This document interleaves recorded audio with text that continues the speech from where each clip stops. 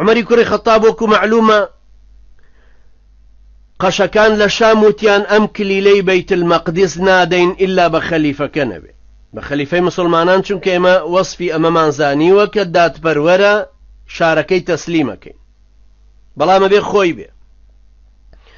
عمەری کوڕی خەتاب ڕزای خوای لێبێ لەگەڵ غولامێکی خۆیان ڕەنجبەرێکی خۆیان کەوت نەڕێ، یەک وڵاخیان پێبوو. لە ڕێگا عمەری کوڕی خەتاب بە غولامەکەی فەرموو ئێمە پێویستە نۆرە بڕیە نۆرەیەک لەگەڵ یەکتری بکەین. من سوارە بم و سوورەی یاسینە خوێنم تا تەواوە بم دابەزم، دوای تۆ سوار بە و سوورەی یاسین بخوێنە تا تەواوە بی، دوای هەردووکمانە ڕۆین سوورەی یاسینە خوێنین و گوێ درێژەکەش ئیسراحەت کە.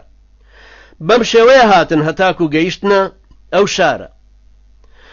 لە کاتی گەیشتنە ناو شارەکە نۆرەی غولامەکە بوو لەسەر گوێ درێژەکە بوو. عمەری کوڕی خەتاب بە پێڕۆی، غولامەکەش بە سواری گوێ درێژەکەەوە بوو.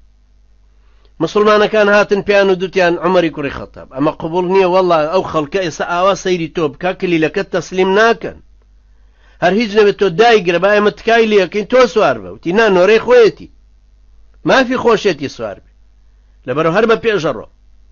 بەو شێوەیە ڕۆیشتە ژوورەوە. ئەو سەرکەوتنە گەورێش ئاوا دێتە دەست پیا و چاچی ئاوە.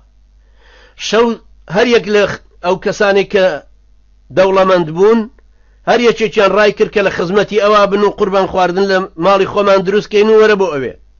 فەرمووی ناچمە ماڵی والیەکەتان. بزانم ئەبوو عوبەیدە مەبەستیشی لەوە بوو بزانێ ئەبوو عوبەیدە ئاخۆ چۆن والیەکە و چی هەیە. وەختێک ڕۆیشتە ماڵی ئەبوو عوبەیدە و سەیری کرد، سبحان الله، نە یاتاغی یاتاغە، نە جلوبەرجی جلوبەرگە، نە کەلوپەلی لە ماڵا هەیە. پاشان خواردنێکی هێنایە پێشەوە هەر بە شێو دوو کەسەیە کرد. وتی ئەی لە بەیتولمال بەکار ناهێنی تۆ؟ وتی نیمە، هەرەوەندەی کە هەیە لە بەردەستە ئەیبینی. دوای عمەری کوڕی خەتاب گریا، فەرمووی سەیری ئەم جملەیەکەن برانی بەڕێزم، فەرمووی غەیەرەتنە الدنیا كلنا سواك یا ئەبا عوبەیدە، بەخوا دنیا هەمومانی گۆڕیوە تۆ نەبێ ئەبوو عوبەیدە. ئەمە عمەری کوڕی خەتابە ڕزای خوای لێبێ ئاوا فەرمێ. ئەبێ دنیا چی عمەری کوڕی خەتابی گۆڕی بێ؟ کوێی گۆڕی بێ کە ڕووی ئەوەندە لە قیامەت بووە؟ ئەی ئەبێ ئەبوو عوبەیدە چۆن بوو بێ؟ ئەمانە چۆن ڕوویان کردۆتە ئاخرەت؟ ئاخر هەمووشیان مەسئولن، هەموو دەوڵەمەندن، هەموو بەرپرسن، یەکێک خەلیفەیە، یەکێک والیە، یەکێک قایدی جەیشە، یەکێک عابدە، یەکێک تاجرە، یەکی کە مامۆستایە، یەکی کە دکتۆرە، هەر یەکەی لە نەوەیەکن لەو کۆمەڵگەیە، بەڵام هەمووشیان ئاوا سوڵحاون بۆ خوای پەروەردگار.